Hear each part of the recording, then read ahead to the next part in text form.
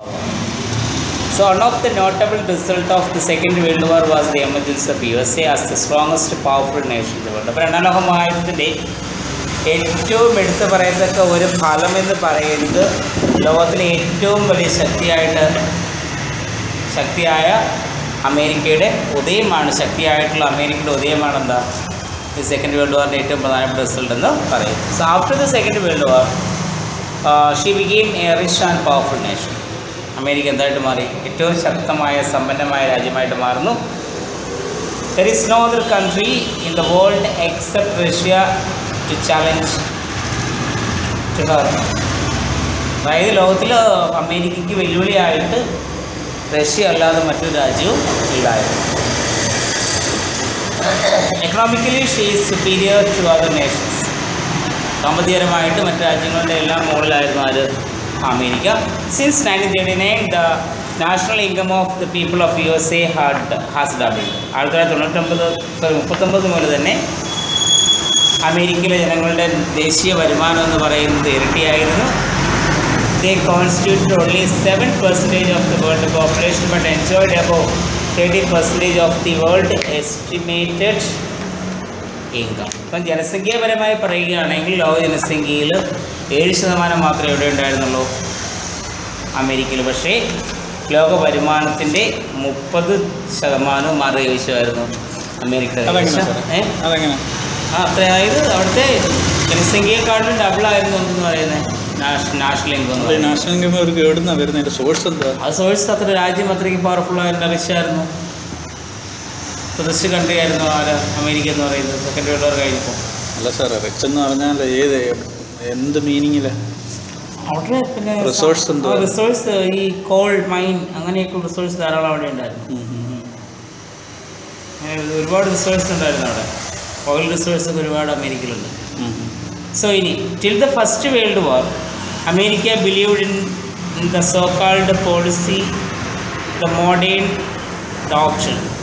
അപ്പോൾ ഒന്നാം ലോക മഹായുദ്ധം വരെ അമേരിക്ക എന്താണ് ഒരു മോഡേൺ ഡോക്ട്രിൻ എന്ന് പറയുന്ന ഒരു പോളിസിയിലാണ് അവർ എന്ത് ചെയ്യുന്നത്, പിന്തുടരുന്നത്. Hence she neither interfere in the affairs of other countries nor allowed to interfere other countries with her internal affairs.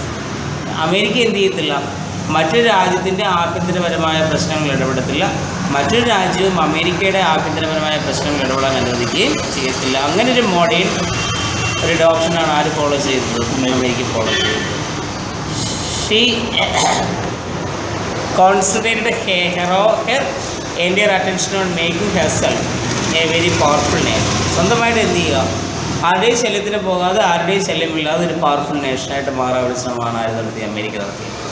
But the attack of Germany on natural vessels including American passenger ship in the First World War compelled USA to join the Allies and declare war on Germany. പക്ഷേ ഒന്നാം ലോക മഹായുദ്ധത്തിൽ Germany എന്ത് ചെയ്തു? അമേരിക്കയെ ആക്രമിച്ചു. അമേരിക്കയുടെ passenger ഷിപ്പായ natural വെസൽസിനെ എന്ത് ചെയ്തു? ആക്രമിച്ചത്. സ്വാഭാവികമായിട്ടും അമേരിക്കയ്ക്ക് എന്ത് ചെയ്യുന്നു, മറ്റ് സഖ്യകക്ഷികളുമായി ജോയിൻ ചെയ്യേണ്ടി വരികയും ജർമ്മനിയുമായിട്ട് എന്ത് ചെയ്യുന്നു, വാർ പ്രഖ്യാപിക്കുകയും ചെയ്തു. Following the termination of hostilities USA once again withdraw into her shell.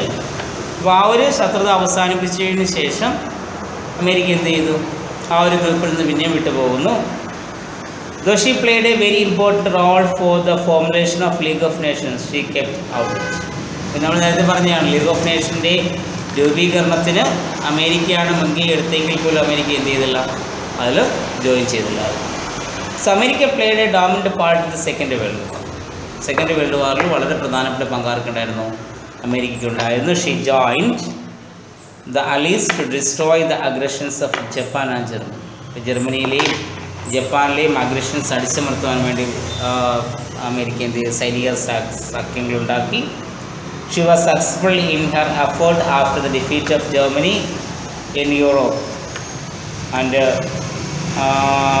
USA dropped atom bombs in Hiroshima and Nagasaki. ജർമ്മനിയുമായി എന്നിട്ട് ജർമ്മനിയെ പരാജയപ്പെടുത്തിയതിനു ശേഷം ജപ്പാനിലെ നാഗസാക്കിയിലും ഹിരോഷിമയിലും എന്ത് ചെയ്തു? ആറ്റമിക് എക്സ്പ്ലോഷൻസ് അമേരിക്ക നടത്തി. This controlled the Japanese to surrender. ഇതെന്ത് ചെയ്യുന്നു?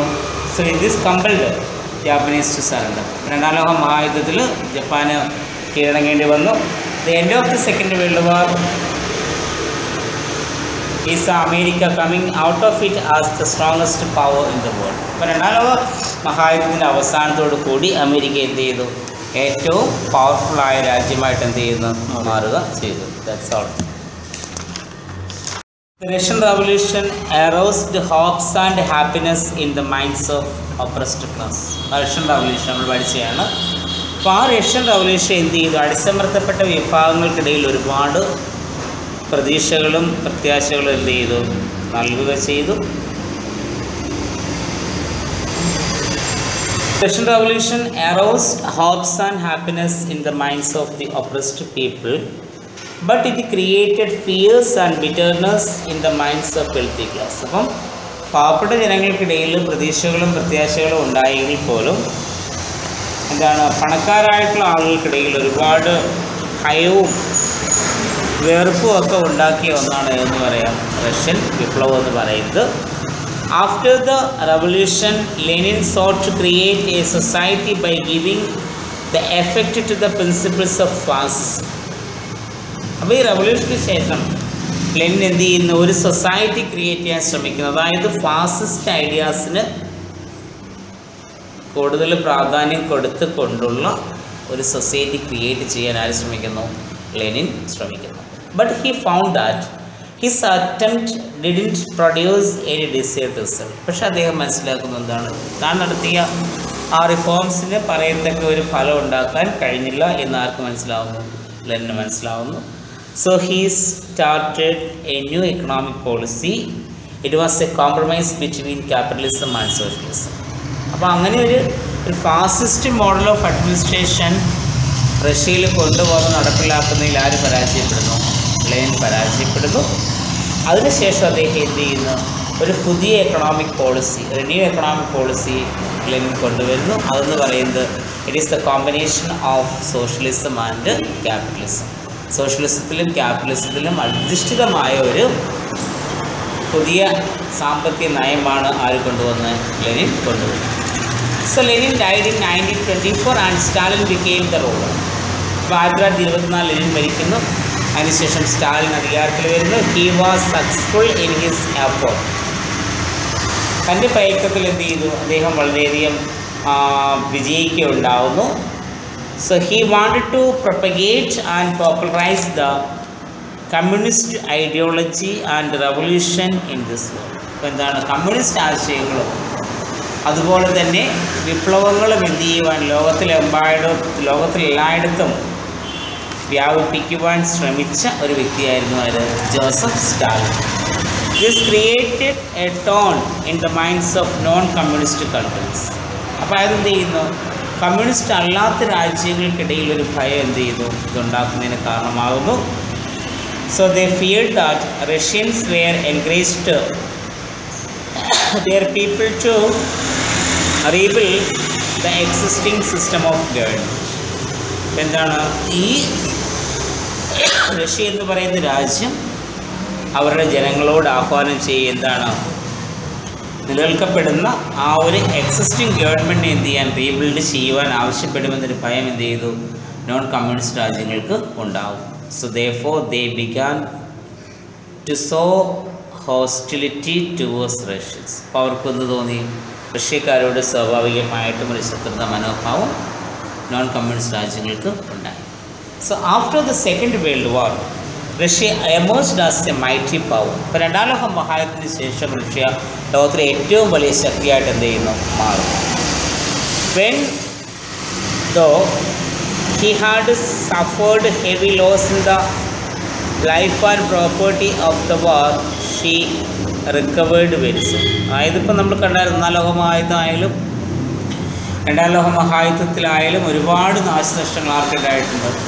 റഷ്യക്കുണ്ടായിട്ടുണ്ട്. അപ്പോൾ അതിനെയൊക്കെ എന്ത് ചെയ്യുവാൻ വളരെ പെട്ടെന്ന് തന്നെ മറികടന്ന് മാറുവാൻ വേണ്ടിയിട്ട് ആർക്ക് കഴിഞ്ഞു? സോവിയറ്റ് യൂണിയന് കഴിയും. She acquired a lot of territory as a result of the war. വാറിൻ്റെ ഫലമായിട്ട് എന്ത് ചെയ്തു? ഒരുപാട് പ്രദേശങ്ങൾ അവർക്ക് കിട്ടുന്നു. her population increased in spite of the terrible loss of lives. ഇപ്പോൾ ഒരുപാട് ജീവൻ നഷ്ടപ്പെട്ടുവെങ്കിൽ പോലും അവിടെ ജനസംഖ്യയിലും ക്രമാനുഗതമായ വർധനവുണ്ടാകുന്നു. Hence she could recover easily from the savage of the war. അതുകൊണ്ട് എന്ത് ചെയ്യുന്നു, ആ യുദ്ധത്തിൻ്റെതായ കെടുതിയിൽ നിന്നും വളരെ വേഗം തന്നെ എന്ത് ചെയ്യുവാൻ, മോചനം നേടാൻ ആർക്ക് കഴിഞ്ഞു, റഷ്യക്ക് കഴിഞ്ഞു. So after the war, the relation among the former friends and allies became stale. പക്ഷേ ഈ റവല്യൂഷൻ കഴിഞ്ഞപ്പോൾ പണ്ടുണ്ടായിരുന്ന സെക്കൻഡ് വേൾഡ് വാർ കഴിഞ്ഞപ്പോൾ എന്താണ്, മുൻപ് ബന്ധം സ്ഥാപിച്ചിരുന്ന ലോകരാജ്യങ്ങളുമായിട്ട് അല്ലെങ്കിൽ ഇവരുടെ സഖ്യകക്ഷികളുമായിട്ടുള്ള ബന്ധം എന്ത് ചെയ്യുന്നു, കുറയുന്നു. A Cold War developed among them.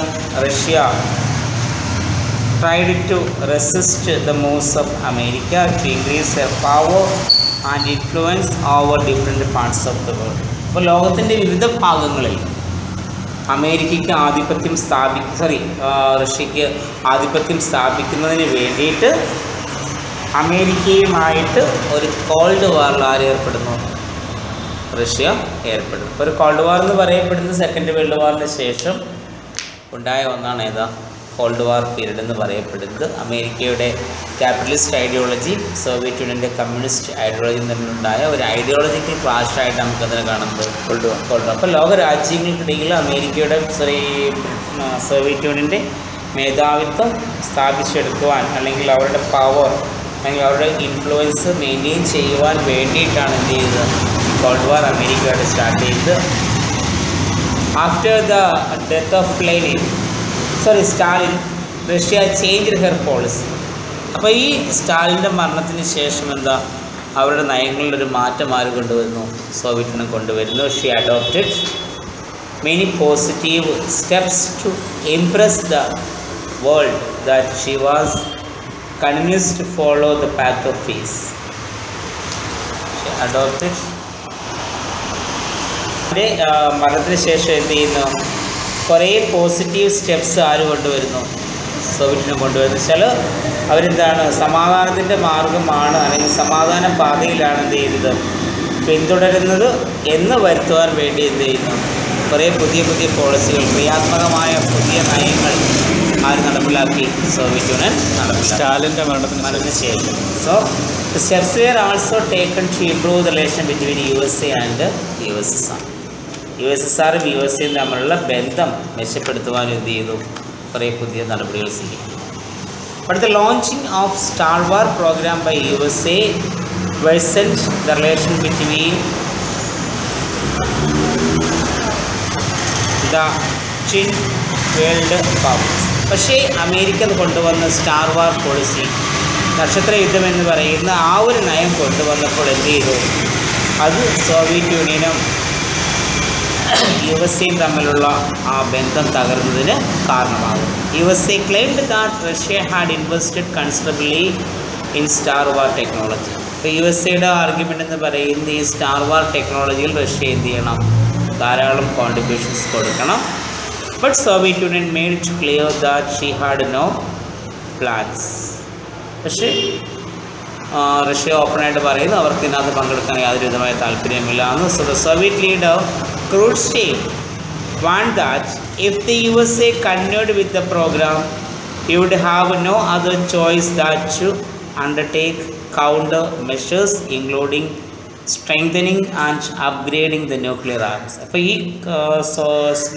സ്റ്റാലിന് ശേഷം അധികാരത്തിൽ വരുന്ന ക്രൂഷ്ചേവ് അദ്ദേഹം എന്ത് ചെയ്തു, സോവിയറ്റ് യൂണിയന് മുന്നറിയിപ്പ് കൊടുക്കുന്നു. അതായത് സോവിയറ്റ് യൂണിയൻ ഈ സ്റ്റാർ വാർ അമേരിക്കയ്ക്ക് മുന്നറിയിപ്പ് കൊടുക്കുന്നു, അമേരിക്ക ഈ സ്റ്റാർ വാർ പ്രോഗ്രാമുമായിട്ട് മുന്നോട്ട് പോവുകയാണെങ്കിൽ അവർക്ക് എതിരായിട്ട് എന്താണ് ആയുധങ്ങൾ ശക്തിപ്പെടുത്തുക അല്ലെങ്കിൽ ന്യൂക്ലിയർ വെപ്പൺസ് ശക്തിപ്പെടുത്തുക അല്ലെങ്കിൽ അമേരിക്കയ്ക്കെതിരായിട്ട് കൗണ്ടർ അറ്റാക്കിംഗ് മെഷേഴ്സ് നടപ്പിലാക്കുകയല്ലാതെ മറ്റൊരു മാർഗവുമില്ല എന്നാര് പ്രഖ്യാപിക്കുന്നു, ക്രൂഷ്ചേവ് പ്രഖ്യാപിക്കുന്നു. അതായത് അമേരിക്കയ്ക്കെതിരായിട്ട് എന്ത് ചെയ്യുന്നു, പ്രഖ്യാപിക്കുന്നു. However, the drastic change in the Soviet-US relations was brought about by the world and continuous steps taken by Gorbachev. എന്നാൽ എന്ത് ചെയ്യുന്നു, പിന്നീട് ക്രൂഷ്ചേവിന് ശേഷമൊക്കെ വന്ന എന്താണ് മിഖായിൽ ഗോർബച്ചേവിൻ്റെ കാലഘട്ടമായപ്പോഴത്തേന് എന്ത് ചെയ്യുന്നു, ഈ സോവിയറ്റ് കണ്ടിന്യൂസ് തന്നെയാണ്, വാക്ക് സ്പെല്ലിങ് മിസ്റ്റേക്കാണ്, ടി ഇല്ല, ജി എഴുതിയേക്കുന്നു, അങ്ങനെ എഴുതിയേക്കുന്നതാണ്. അപ്പോൾ എന്ത് ചെയ്തു, അപ്പോൾ ഈ ഒരു ബന്ധം നിലനിർത്തിക്കൊണ്ട് പോകാൻ വേണ്ടി എന്ത് ചെയ്യുന്നു, ആ ഗോർബച്ചേവിൻ്റെ കാലഘട്ടത്തിൽ എന്താ കുറേ നടപടികൾ സ്വീകരിക്കും. He found that peace and friendship between nations, especially between two superpowers, was indispensable for the survival of humanity. അദ്ദേഹത്തിന് മനസ്സിലായത് എന്താണ്, ഈ രണ്ട് രാജ്യങ്ങളും തമ്മിലുള്ള ബന്ധം, അതായത് രണ്ട് സൂപ്പർ പവേഴ്സ് തമ്മിലുള്ള സമാധാനപരവും സൗഹൃദപരവുമായിട്ടുള്ള ബന്ധം എന്താണ് മനുഷ്യരാശിയുടെ നിലനിൽപ്പിന് തന്നെ ഏറ്റവും ആവശ്യമാണെന്ന് ആർക്ക് മനസ്സിലാവുന്നു, ഗോർബച്ചേവിന് മനസ്സിലാവുന്നു. So he declared moratorianism on the listing of automatic bombs by Russia. അപ്പോൾ ഇവിടെ എന്ത് ചെയ്യുന്നു, മൊറട്ടോറിയം പ്രഖ്യാപിക്കുന്നു. ഈ വിലക്ക് പ്രഖ്യാപിക്കുന്നു. സോ ഹി പ്രൊക്ലെയിം ദാറ്റ്, അമേരിക്കയാണത്, ഹി പ്രൊക്ലെയിം ദാറ്റ് റഷ്യ, ഗോർബച്ചേവിൻ്റെ കൺസെപ്റ്റാണ്. He proclaim that Russia would act use of atomic weapons of at first it all broke out under the unforeseen circumstances. ഇവിടെ ഇങ്ങനെയൊരു അറ്റോമിക് പവർ ഇവർ ഉപയോഗിക്കുകയാണ് എങ്കിൽ എന്താണ്, ഇവരും എന്ത് ചെയ്യപ്പെടും, അറ്റോമിക് പവർ ഉപയോഗിച്ചുകൊണ്ട് ഇതിനെതിരെ എന്ത് ചെയ്യും, പ്രതികരിക്കുമെന്നൊരു മൊറട്ടോറിയം മാറി കൊടുക്കുന്നു അമേരിക്കയ്ക്ക്, സോവിയറ്റ് യൂണിയൻ എന്ത് ചെയ്യുന്നു, നൽകുന്നു. സിന്ധമീൻ്റെയും അതേസമയം തന്നെ Gorbachev made a prevent appeal to world leaders, especially like president of USA, to take peaceful consultation and negotiations in bringing about ഡിസാർമമെൻറ്റ്.